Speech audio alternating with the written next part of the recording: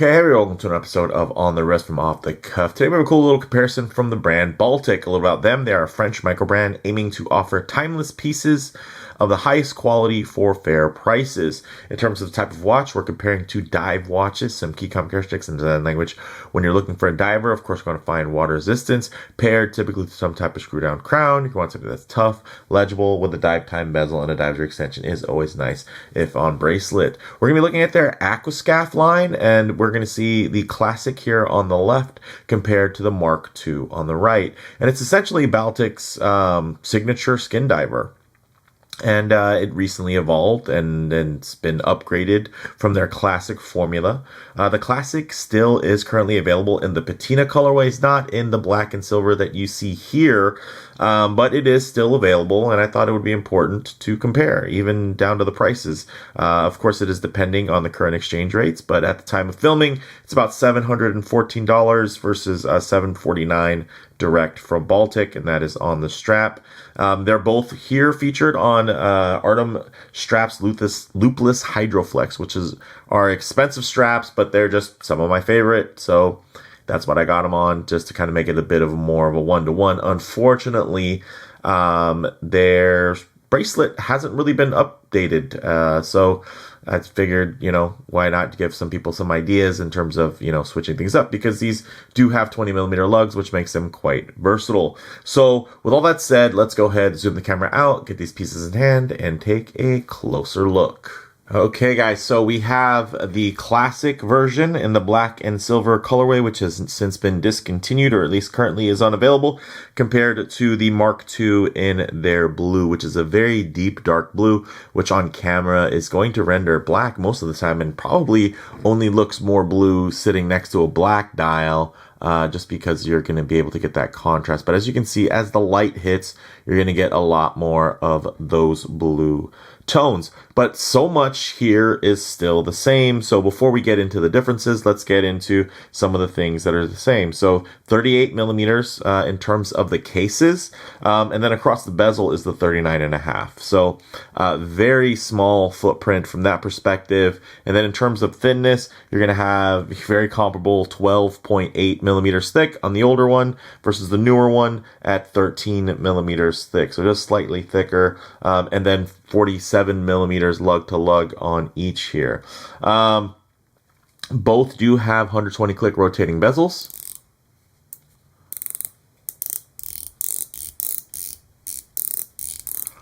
I will say the newer one is a bit stiffer,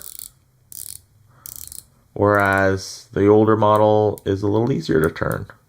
Might be just variance from unit to unit, or I don't know, maybe it's just an update. So they definitely did update them, even though a lot of the dimensions are still the same. I will say I can tell by the ends of the lugs that they did do the case differently. So check that out. You see how when you get towards the tip there of the lug, the shape is a bit different.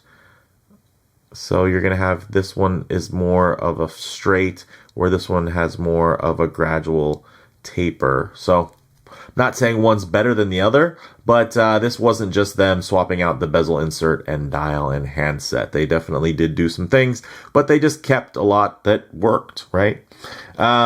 They both have 20mm lugs that are drilled, which is great. They both have dome sapphire with inner anti-reflective coating. They have these bezels as well that are sapphire. And then they're both powered by the Miyota 9039 no-date movements, which have a 42-hour power reserve and beat at 4 Hz or 28,800 vibrations per hour in terms of that beat rate.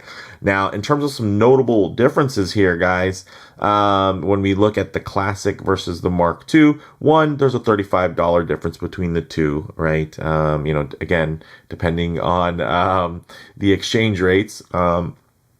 And then you do have the bezel insert, right? The bezel markers here, the index is going to be every 5 minutes versus the full 60-minute bezel index. I do enjoy having that fully indexed out. It definitely gives it more of a serious diver feel, although some people may prefer the simpler, kind of more throwback nature of just having it every 5 minutes.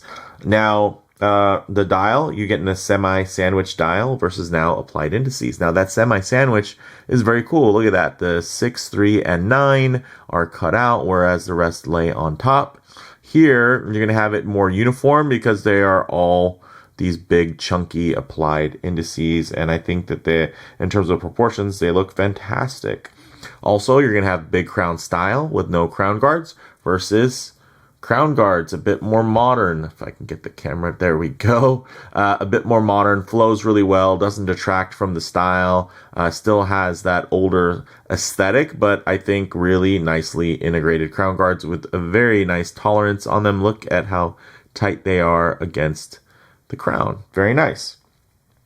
Then we get into some more of the aesthetics. Look at the handsets. Although they are similar shaped, you're getting a little bit more Lume fill, of course, on the newer variation, as well as you're going with a Slender versus now the wider handset. Also, the older model only had one sizing option versus this one has two. You can actually get it in a smaller variation as well at 37 millimeters. I haven't handled one of those in the metal yet, so I can't tell you if it's 37 millimeters, from the bezel or from the case, etc., depending on where they measure from, which is why, let me just give these both a quick wipe here, which is why I really like to get my own measurements with my own calipers, because, yeah, again, different brands measure things different ways, so I try to offer some amount of consistency.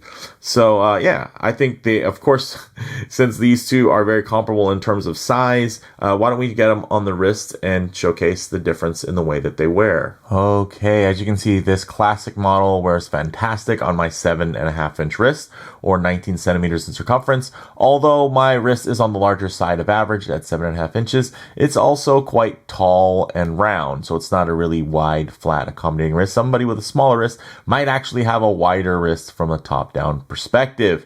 Now, of course, if I get my wrist a bit too close to the camera lens, you're going to notice a fair amount of perspective distortion. All of a sudden, the watch head seems much larger. The sides of my wrist are falling away, and thus, so are the strap sides. So what I'll do is keep my wrist nice and low, and then just tighten up the frame here so that you guys can get still a detailed look, but just add a bit of a truer aspect ratio as how this may lay on your own wrist. And this thing is absolutely money. And there's a reason why these watches caught on. I'm a big fan even of this variation. And again, there are some differences, and they are dependent on the colorway sometimes, right? Because there are variations that have this grainy texture, and then there are variations in both generations that will have different finishes here. Like this gloss is gorgeous, which is actually a newer finish. I believe the blue variation has a sunray pattern if you look at the classic with that patina, but I think this thing looks gorgeous.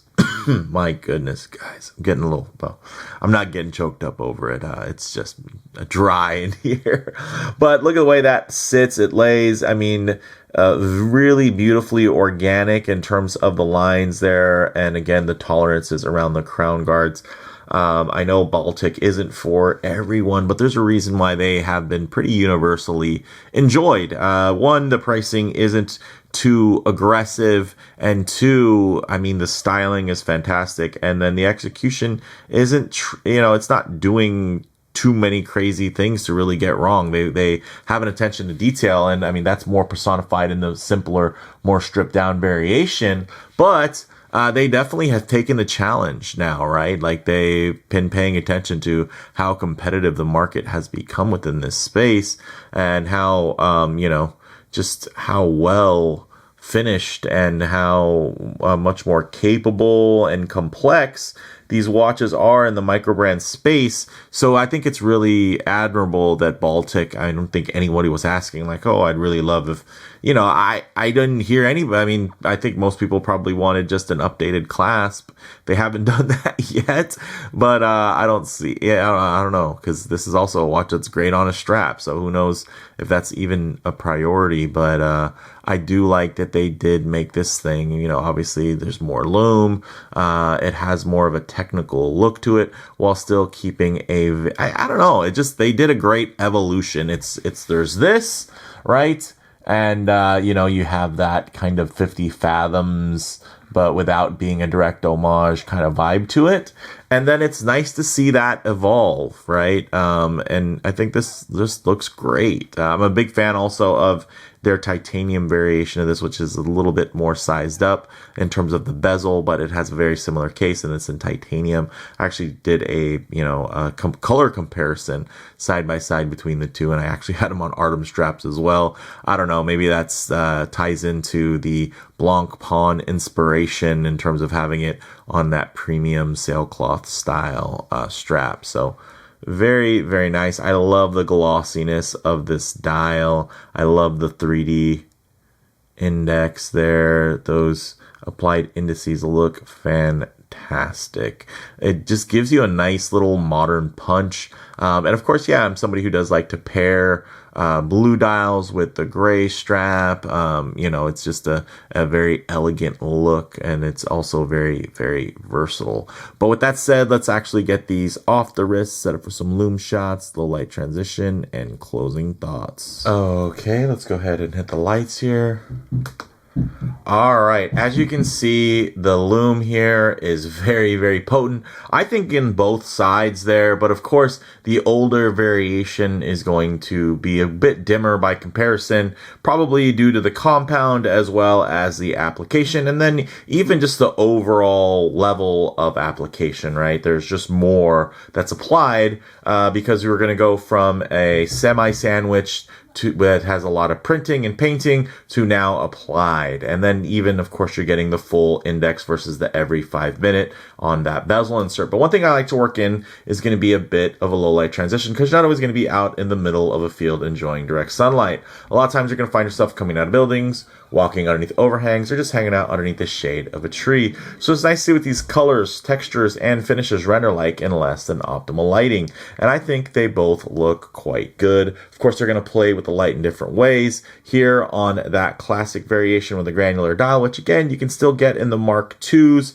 depending on which colorway you choose. It's going to really capture the light and hold on to it versus the more reflective nature of that glossy enamel-like dial, which just give you a real premium experience, I would say, in the metal. It just feels very deliberate. It feels elevated. And, especially for a watch that's well underneath $1,000. And I think that Baltic have built up enough of a name for themselves to where they could get away with raising the price, but they haven't really come up that much over the years. So very, very impressive here, and you can see I think they both look fantastic. Hopefully the blue hues here on this very deep blue dial and bezel insert are rendering for you, because I think it's a really nice blue. Typically I find blues to be a bit too bright when I'm looking at them on watches. So something really deep and dark like this is just so versatile, because it can look, again, almost black in most cases, but just have a little bit of a cool tint to it. Like, you might even think it's a black dial with a slightly midnight blue bezel, right, at certain light angles, and I think that's a lot of fun. So with that said, let's go ahead, get things going here. Now that blue dial is really popping, so that's great. I'm seeing that at least on my screen here. Let me know down in the comments if you can see it too now. So for me, guys, bottom line, the Baltic Aquascaphe has really been an affordable staple in the microbrand space for years now. And while its design has always been finely curated and well balanced, in today's highly competitive market, it's nice to see the brand step up their effort levels to elevate the execution while retaining the overall balance and spirit of one of the best vintage-inspired designs on the market. Again, these aren't watches where people were like, I would get it if they did this differently, if they did that. It was more like, I'd get it if it was in stock. Like, this is a good looking watch that has great options. And I think in terms of fit and finish, although there wasn't a lot of complex finishing, the fit is nice and tight. The tolerances feel very, very solid. And again, when you look at the dial, the details in it, I think it really shows just an elevated experience, whereas it's a more of an industrial finish in terms of it being, mostly brushed on the case. So it's not like there's a bunch of complex bevel work or anything like that. So let me know what you think down in the comments below. I'm a big fan of Baltic.